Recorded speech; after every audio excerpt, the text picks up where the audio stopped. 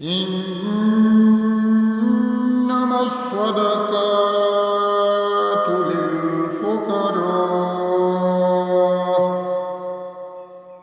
للفقراء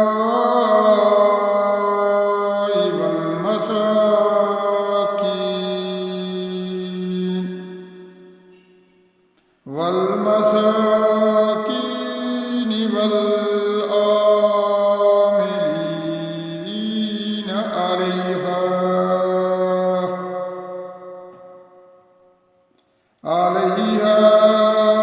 والمولفة قلوبهم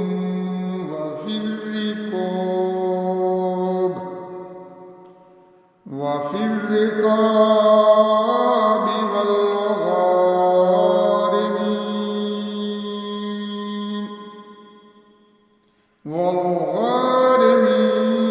والغارمين وفي سبيل الله وابن السبيل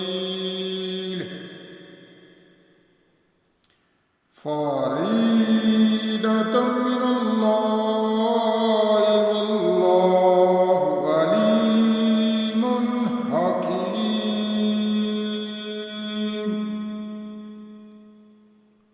ومنهم الذين يؤذون النبي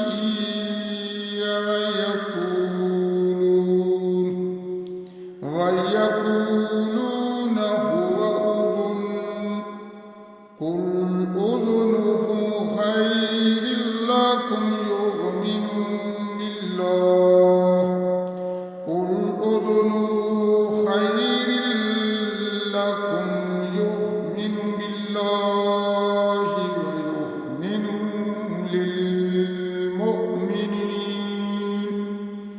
ويؤمن للمؤمنين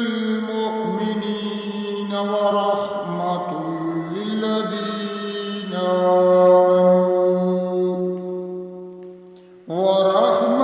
للذين آمنوا منكم والذين يؤذون رسول الله لهم عذاب أليم. يحلفون بالله لكم ليرضوكم والله ورسوله أحق أن يرضوه إن كانوا مؤمنين.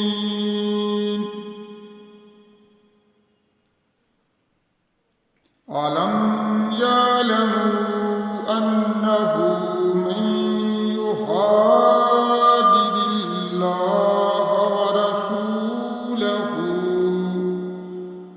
ورسوله فأن له نار جهنم خالدا